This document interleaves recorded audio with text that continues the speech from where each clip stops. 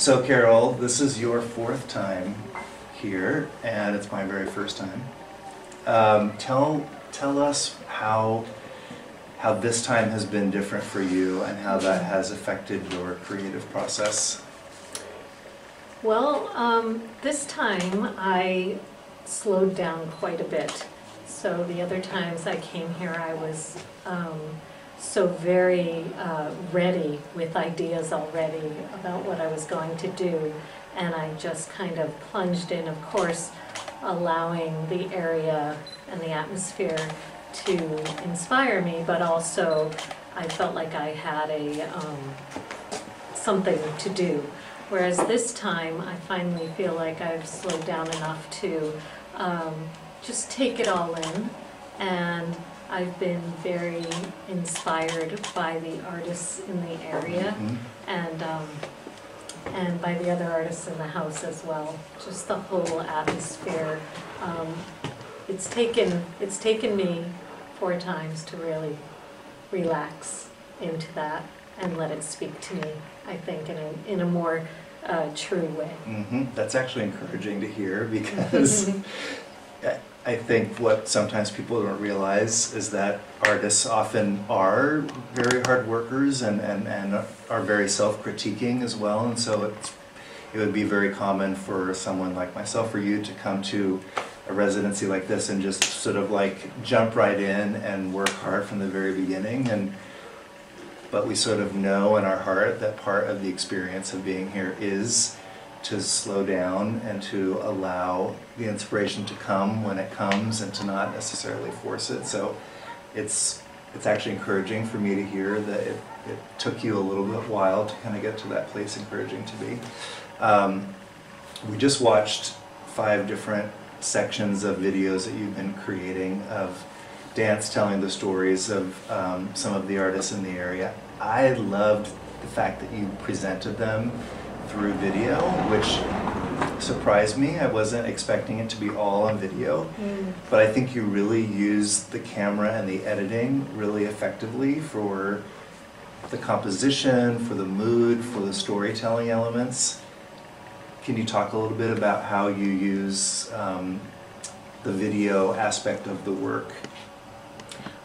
You know, I feel that being here allows me permission to do that, because I'm not a videographer, and I won't claim to be, but I find that I came here this time really not caring what I am back home, or what I've done in the past. I just decided to explore, and I also feel that it was really important to listen to what was around me and to explore that for myself as well. And the idea you're talking about work, many different people have an idea of what working is, and so I'm from Silicon Valley, and so that's work in the United States, and so the difference here is that I've listened to what inspires me, and I've been able to I find that even when I'm on a walk, I'm working, because I'm letting things come into me, and it's a different way of feeling that I'm an artist, because at home, if you say you're an artist, it's a different work ethic, and so here I've learned to just take that, and then the video came naturally. So getting back to that question, the video just came naturally, and I really love the things you can do with it and the creative aspect of it, as well as the dancing, and much of what you saw is improvisation. I think it really extended the whole presentation of everything. Like, it was very multidimensional and really enjoyable in that way. I think a lot of us really loved the experiment that you did with shadow and light. Can you talk about how the inspiration for that came about on this trip? Well, so Duccio, who is one of the owners of this residency, on his website, I was reading the other night, just late at night, about his ideas of light and natural light versus,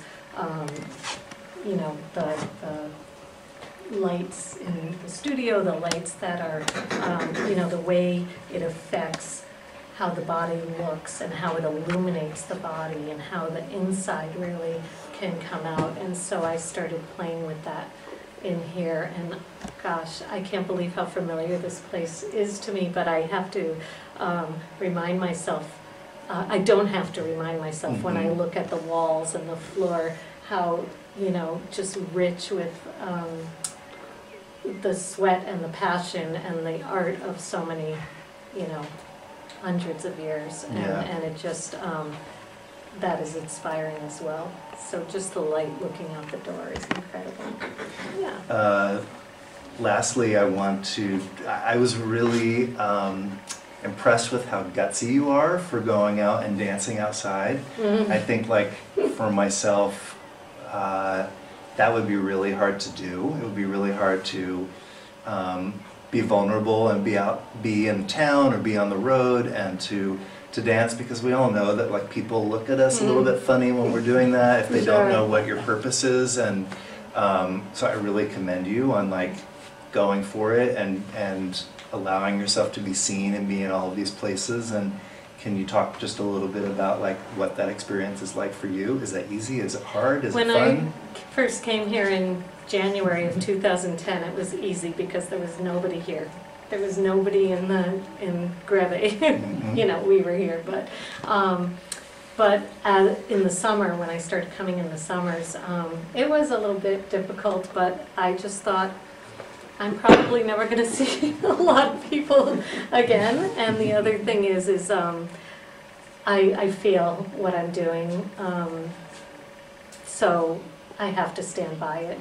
And you know, there's painters, there's people painting, and yes, you don't see people dancing every day, but why not?